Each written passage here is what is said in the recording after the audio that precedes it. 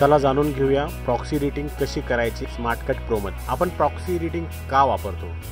जर तुमच्या पीसी मध्ये कमकुवत कॉन्फिगरेशन असेल तर प्रॉक्सी एडिटिंग तुम्हाला उच्च रेझोल्यूशन आणि व्हिडिओ 4K सहज टाइमलाइन प्लेबॅकसह एडिटिंग करण्यास मदत करते। प्रॉक्सी फाइल्स लहान आणि डिकोड करणे सोपे आहे, त्यामुळे प्लेबॅक किंवा टाइमलाइन स्क्रबिंग दरम्यान तुमचा कॉम्प्युटर जाम होणार नाही। तुमच्या एडिटिंगच्या पूर्वावलोकन करताना आता लॅगिंग, अडखळतपणा किंवा फ्रीजिंग होणार नाही। जुन्या मशीनवरही तुम्हाला रिअल टाइम प्रतिसाद मिळतो। प्रॉक्सी फाइल्सवर लागू केल्यावर कलर ग्रेडिंग, स्लो मोशन आणि ट्रान्झॅक्शन सारख्या प्रभावी कमी लोड असतात, ज्यामुळे तुमचा वर्कफ्लो खूप वेगवान होतो। अंतिम गुणवत्तेशी तडजोड करत नाही। तुम्ही कमी रेझोल्यूशन फाईलमधून एडिटिंग करतात, परंतु तुमचं शेवटचं एक्सपोर्टिंग करताना तो मूळ फुटेज वापरतो, म्हणून तुम्हाला एडिटिंगच्या त्रासाशिवाय व्यावसायिक परिणाम मिळतात। चला प्रॉक्सी कसे तयार करायचे आणि प्रॉक्सीवर कसे एडिटिंग करायचे ते पाहूया। स्मार्टकट प्रो आयकॉनवर डबल क्लिक करा। उजवीकडे तुम्ही हे लॉन्चर उघडता, जिथे तुम्हाला प्रॉक्सी पर्यायावर क्लिक करावं लागेल।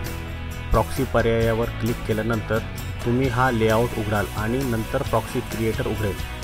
सर्वप्रथम तुम्हाला ब्राउज फोल्डरमध्ये जावे लागेल आणि तुम्हाला स्मार्टकट प्रोवर ज्या ठिकाणी तुम्ही हेवी क्लिप एडिटिंग करायची आहे त्या ठिकाणावर क्लिक करावी लागेल। मी त्या जागेवर गेलो आणि क्लिकवर क्लिक केले। आता तुम्ही पाहू शकता की येथे वेगळा फाईल फॉर्मॅट आहे, जसे की ॲपलची फाईल, ड्रोनची फाईल किंवा माझ्या हेवी एडिटिंगच्या फाईल्स आहे। मला ही प्रॉक्सी तयार करायची आहे, म्हणून मी ती एका फोल्डरमध्ये ठेवली आहे आणि तुम्ही ती मिक्स फॉर्मॅटमध्ये बघू शकता। मी आता ती निवडली आहे आणि ओके बटनवर क्लिक केला आहे। ओके बटनावर क्लिक केल्यानंतर तुम्हाला एकूण फाईलची संख्या, यानंतर तुमच्याकडे हार्डवेअर इन्कोडिंग बटन आहे। हार्डवेअर इन्कोडिंगमध्ये 3 पर्याय आहेत। हार्डवेअर इन्कोडिंगमध्ये 3 पर्याय आहेत, इंटेल, एनव्हिडिया आणि सॉफ्टवेअर। आता हे 3 काय आहेत? जर तुमच्याकडे चांगला मदरबोर्ड असेल तर तुम्ही इंटेल देखील वापरू शकता। हा इंटेल CPU बेस तुम्हाला प्रॉक्सी फाईल तयार करून देईल। जर तुमच्याकडे एनव्हिडिया असेल तर ते ग्राफिक्स कार्डवर प्रॉक्सी करून देईल, आणि जर तुम्हाला ते सॉफ्टवेअरवर आधारित हवे असेल तर तुम्ही ते सॉफ्टवेअरवर आधारित करू शकता। तुमच्याकडे चांगला ग्राफिक्स कार्ड मॉडेल असेल तर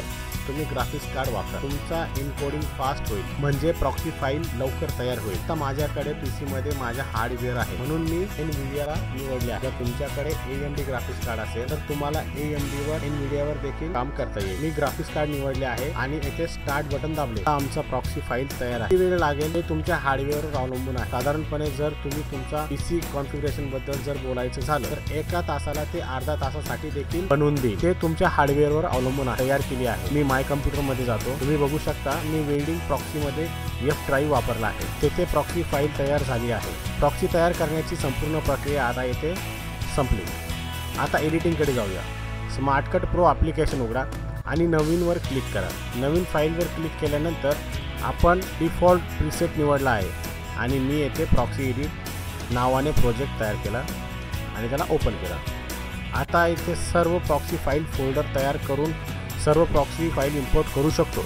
मी F ड्राइव्ह तयार केला आणि तेथे वेडिंग प्रॉक्सी फोल्डर तयार केला। मी तेथे सिलेक्ट फोल्डरवर क्लिक केले। मी सिलेक्ट फोल्डरवर क्लिक करताच प्रॉक्सी फाईल इम्पोर्ट केल्यानंतर तुम्ही त्याचं प्रॉपर्टी देखील बघू शकता। तुम्ही अशा काही फाईल्स इम्पोर्ट करू शकता आणि अशा प्रकारे तुम्ही वेगवेगळ्या क्लिप्स पाहू शकता। तुम्ही पाहू शकता की माझ्या ड्रोन क्लिप्स येथे आहेत आणि माझ्या ड्रोन क्लिप्स देखील येथे तयार केल्या आहेत। 100 PS फाईल्स होत्या आणि त्या प्रॉक्सीसाठी देखील तयार आहेत। फोल्डर इम्पोर्ट केला, तो इम्पोर्ट केलेल्या फोल्डरमधल्या फाईल्स टाईमलाईनवर ड्रॉप केल्या। ड्रॉप केल्यानंतर मला परत प्ले करायचं आहे, म्हणून मी टाईमलाईनवर थोडं झूम करतो आणि येथे प्ले करतो।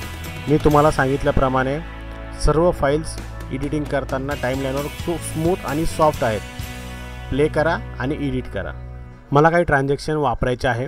ग्राहकाच्या आवडीनुसार मी काही ट्रान्झॅक्शन वापरतो आणि ट्रान्झॅक्शन अप्लाय केल्याच्या नंतर मी ते टाईमलाईनवर प्ले करून बघतो। प्ले करून बघितल्याच्या नंतर मला त्या पूर्ण क्लिप प्ले होताना इथे आढळून आल्या। अशा पद्धतीने तुम्ही ट्रान्झॅक्शनही अप्लाय करू शकता आणि ते एकदम स्मूथही प्ले होईल। खूप सोप्या पद्धतीने तुम्ही याच्यावर एडिटिंग करू शकता। जसं की तुम्ही नॉर्मल एडिटिंग करतात तसंच तुम्ही आताही नॉर्मल एडिटिंग त्याच्यावर करू शकता। प्रॉक्सी एडिटिंग झाल्याच्या नंतर आता बारी येते एक्सपोर्टिंगची। आता एक्सपोर्टिंगच्या प्रक्रियेकडे वळूयात। एक्सपोर्टिंग करण्यासाठी फाईलवर क्लिक करायचं। फाईलवर क्लिक केल्याच्या नंतर एक्सपोर्टवर क्लिक करायचं। एक्सपोर्टिंगवर क्लिक केल्यानंतर एक्सपोर्ट उघडेल। एक्सपोर्ट एक्सपोर्ट उघडल्यानंतर तुम्हाला तुमच्या पार्टीच्या गरजेनुसार फाईल फॉर्मॅटही देता येईल, फुल HD, 2K, 4K.